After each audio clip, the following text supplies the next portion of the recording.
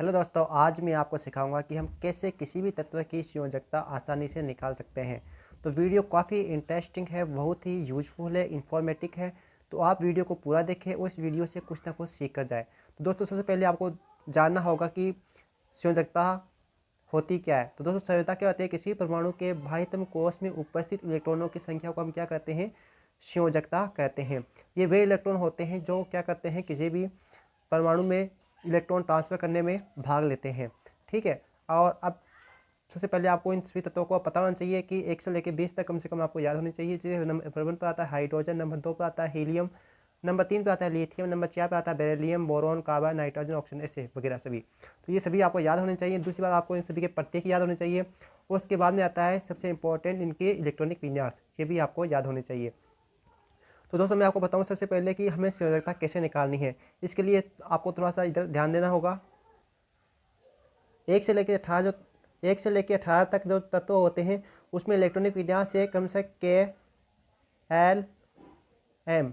ठीक है ना, एन, ये 4 कक्षक होते हैं।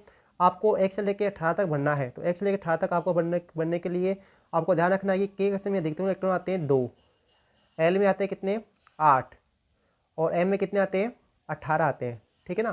कैसे आते हैं? किसी भी कक्षा में अधिकतम इलेक्ट्रॉन की संख्या निकालने के लिए हम एक फॉर्मूला का बनाते हैं 2n²। ठीक है ना।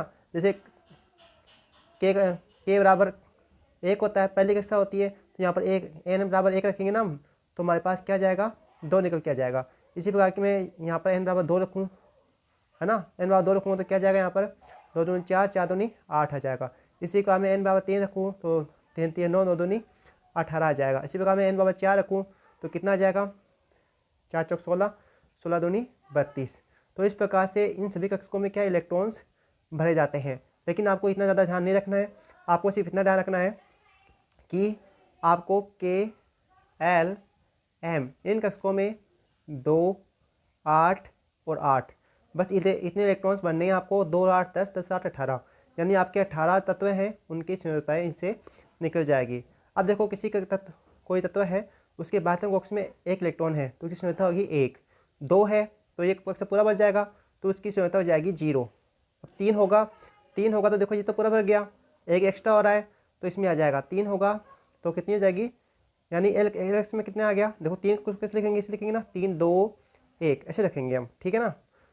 तो ये तो कक्ष पूरा भर गया, ये अगले कक्ष में आ गया। अगले कक्ष में 1 इलेक्ट्रॉन आता है तो संयोजकता होगी 1। 2 आता है तो 2, 3 आता है तो 3, 4 आता है 4, 5 आता है तो हमें 8 में से घटाना है। 8 में 5 गया 3, 6 आता है 8 में 6 गया 2, 7 आता है 8 में 7 गया 1, 8 आता है तो 8 में 7 गया 0। ऐसे हमें भरना है।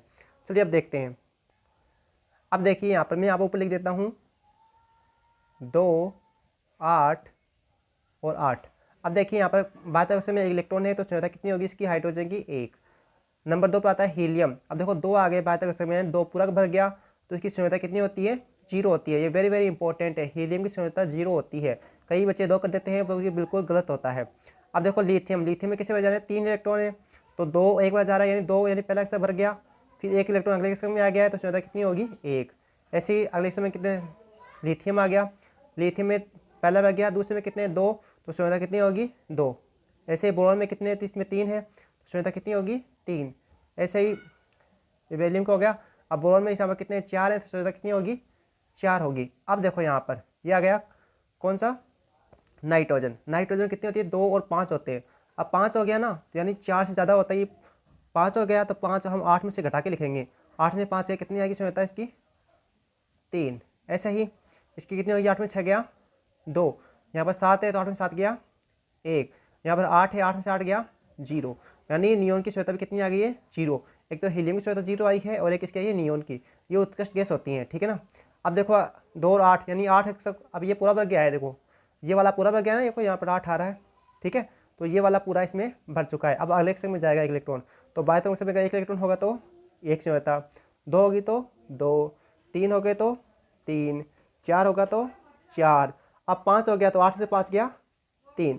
ऐसे हमें निकालना है।